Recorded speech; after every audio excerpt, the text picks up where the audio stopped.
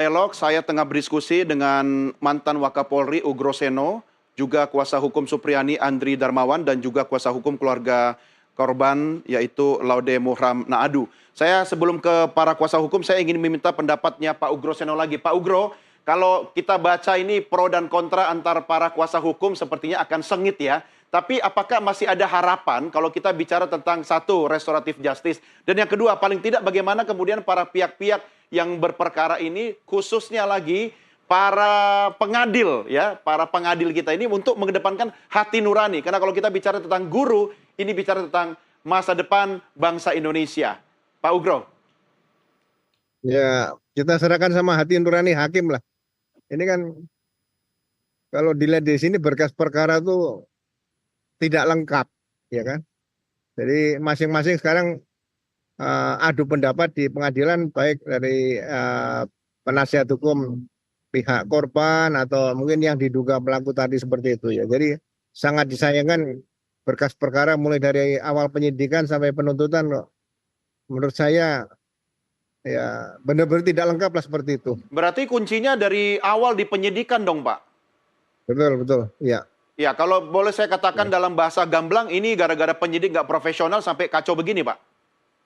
Ya, dianggap ini persoalan sepele, kemudian berkas perkara dianggap ya cukup seperti itu.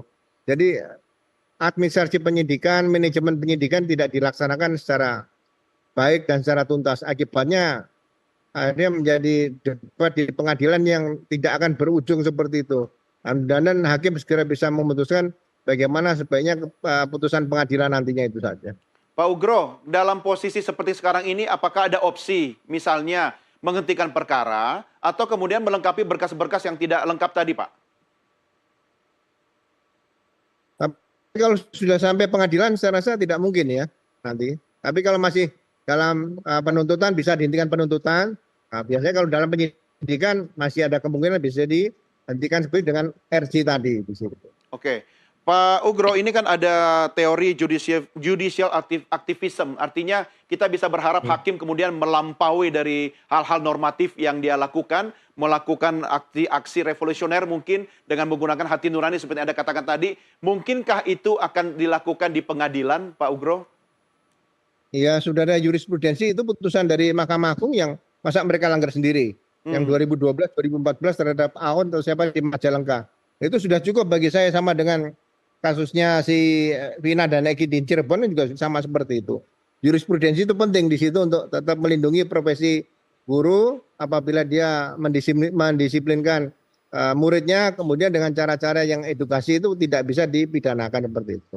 Oke, baik. Saya kembali ke Pak Laude Muhram. Pak Laude, sebenarnya apa sih yang menjadi dasar keberatan bagi keluarga korban khususnya sehingga sulit sekali untuk berdamai? Saya pikir bukan sulit sekali untuk berdamai ya. Sebenarnya kesempatan berdamai itu sudah dibuka. Hanya saja sejak awal itu Supriani nantang, tolong buktikan kalau saya bersalah. Lalu dia datang minta maaf dengan membawa uang, dengan yang itu sangat tidak menghargai oleh keluarga korban. Yang jadi ironisnya adalah pemberitaan ini terlalu masif ya, dengan menyudutkan keluarga korban ini. Jadi banyak pemberitaan. Jadi ada dua hal yang harus kita garis bawahi di sini. Yang pertama, permintaan uang 50 juta itu dialamatkan kepada keluarga korban. Padahal keluarga korban tidak pernah meminta satu peser pun. Dan permintaan uang 50 juta ini dikaitkan dengan nasib Supriani itu sendiri. Yang mana kalau tidak membayar 50 juta, maka Supriani ini ditahan. Tapi kalau kita lihat di masa pelaporan sampai P21, pelaporan ini di bulan April, P21 ini Oktober. Supriani itu tidak pernah ditahan oleh kepolisian. Justru yang menahan itu pihak kejaksaan. Oke. Kalau memang benar uang 50 juta ini untuk mengamankan kasus Supriani, seharusnya Supriani ini ditahan oleh kepolisian. Tapi apa yang terjadi? Kepolisian sudah memberi waktu mediasi 3 bulan. Sudah terjadi mediasi berkali-kali, difasilitasi oleh UPTD, PPA, difasilitasi oleh KPAI. Jadi ini sudah berlarut-larut. Pak Laude, kalau begitu Anda mau mencoba mengatakan bahwa yang minta duit bukan polisi. Apakah yang minta duit itu jaksa atau apa? Saya pikir persoalan permintaan duit sudah terklarifikasi juga oleh Supriani sendiri bahwa inisiatif itu dari kepala desa Ya. dan itu bisa ditelusuri lebih lanjut ya. Atau mungkin Jadi, yang minta duit itu temannya Pak Wibowo, sama-sama satu polsek, tanpa izin Pak Wibowo, atau mungkin ya ada pesan-pesan yang dalam bahasa yang harus dimengerti oleh para pihak, atau bagaimana? Kalau soal itu saya sudah menanyakan Pak Wibowo tidak pernah sekalipun meminta Sudah ataupun dijawab mengarahkan. ya? Oke. Ya. Pak Laude, ada satu hal yang tadi saya masih kurang clear soal kata Anda bahwa Guru Supriani kemudian menantang. Kata menantang di sini apakah diartikan sebagai menantang secara hukum, atau mungkin kalau orang dituduh tapi tidak melakukan, kan mungkin wajar kalau dia bilang, ya saya tidak, coba buktikan kalau itu saya lakukan. Bagaimana? Saya pikir menantang itu ya, saya pikir dia mencoba membuktikan bahwa dirinya tidak salah. Tapi toh setelah dia menantang, kok dia datang lagi? Kok dia mengakui? Dan pengakuan itu tidak hanya satu kali, tapi berkali-kali. Apalagi sempat mengaku dan membawa duit. Artinya secara sederhana kita bisa maknai apakah ini orang bersalah atau tidak. Oke. Keterangan yang berubah-ubah itu nanti kita uji di pengadilan. Apakah benar Ibu Supriani ini memukul atau tidak? Nanti Ya. kita uji. Baik, baik. Pak Andri, komentar Anda? Iya, terkait tadi menantang, pertama bahwa siapapun manusia yang waras ya, kalau dia dituduh melakukan sesuatu dan dia tidak pernah melakukan, pastikan dia pasti mengelak, ya kan? Pasti menolak. Kalau orang dituduh melakukan sesuatu yang tidak pernah lakukan, ya naluri manusia sudah pasti menolak. Jadi bukan bahasa menantang. Siapapun yang dituduh kalau tidak melakukan pasti dia akan mengelak. Kemudian kedua, masalah pengakuan itu jelas. Kami berbicara ini berdasarkan BAP. Ada keterangan-keterangan saksi itu. Bahwa Ibu Supriani ini bagaimana seorang guru honorer yang tinggal di desa, kemudian diancam bahwa akan ditersangkakan kalau tidak minta maaf. Ya, itu pernyataan penyidik atas nama Jeffrey. Ya, bagaimana seorang tinggal di kampung dengan ada anak kecil, dia berpikir, waduh, kalau seperti ini repot, ya lebih baik saya datang minta maaf. Pak Andri, itu jangan-jangan penyidik itu bertindak atas nama sendiri. Ya, bertindak atas nama sendiri, tapi kan dalam dia kapasitas sebagai penyidik, bukan pribadi. Penyidik itu adalah jabatan. Dan kalau dia mengatakan bahwa dia bisa ditersangkakan, dia punya otoritas untuk itu karena dia adalah penyidik. Ya kan? Nah, sehingga Bu Supriani percaya karena yang periksa mereka selama ini kan dia. Nah, sehingga hal itu kan disampaikan ke kepala sekolah dan ada saksinya kepala sekolah. Ya. Jadi ini menurut kami bahwa ini ada penggunaan kewenangan kekuasaan untuk menekan orang-orang kecil gitu. Dengan mengejar pengakuan. Kan ini pola-pola lama kepolisian ini mengejar pengakuan seperti ini. Karena mereka sadar bahwa pahami bahwa buktinya lemah. Keterangan 3 anak SD gitu kan yang tidak berkualifikasi sebagai keterangan saksi. Kemudian dikatakan luka tadi, mana keterangan dokter forensiknya mana? Cuma hasil fair aja yang dimunculkan. Nah, sekarang kalau kita mengatakan harus ada dokter forensik, ya harusnya penyidik yang menghadirkan itu. Sehingga dikatakan oleh Pak Ugro tadi, saya sepakat bahwa mungkin perkara ini dianggap sederhana sehingga cuma cukup 8 saksi dengan 1 bukti fair. Ya. Ya kan?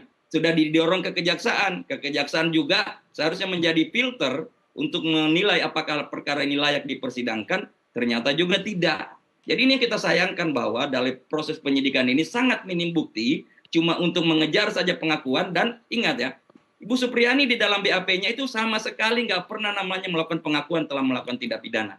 Dia cuma mengaku pada saat datang di rumahnya Pak Bowo karena diiming-imingi atau dijebak bahwa setelah dia mengaku minta maaf, perkara ini akan dihentikan. Nanti kita akan buktikan di pengadilan. Karena bukan saya ngomong ini, ada keterangannya dalam BAP semua. Ya, oke. Ya, baik. Itu nanti urusan pengadilan. Tapi Pak Laude, sebelum ke pengadilan, bisa ndak sih Anda duduk sama-sama, mungkin makan kapusu, soto gogos gitu toh? Jadi biar enak ngobrolnya gitu. Apakah ada upaya lain di luar hukum atau luar pengadilan yang mungkin bisa dilakukan antar pihak ini, Pak Laude? Saya pikir upaya-upaya itu sudah sering dilakukan. Bahkan sebelum dimulainya sidang, itu dilakukan. Ya. Justru pihak dari korban ini yang mendatangi Supriani, namun dihalang-halangi lagi. Bahkan sudah banyak pihak yang masuk, Pak, namun dihalang-halangi. Bahkan dari KPAI juga datang. KPAI saja datang dari jauh-jauh dari Jakarta, ya malah dihalangin, Pak.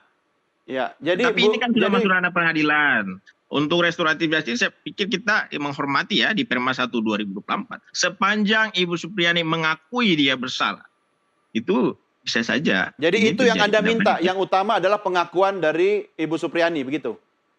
Iya, itu yang kami minta, bahwa dia mengakui bahwa dia memukul.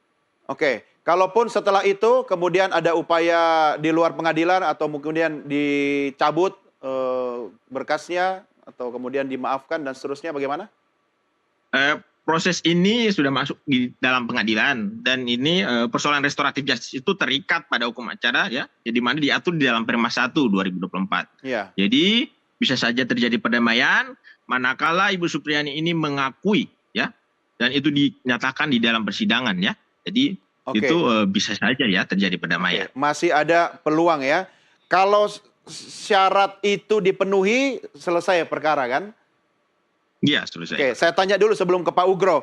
Pak Andri, kalau syarat yang diminta oleh Pak Laude Muhram tadi kemudian bisa Anda penuhi, kita nggak usah berdebat soal dalil-dalil hukum dulu deh ya. Pendapat Anda bagaimana? Mungkinkah itu?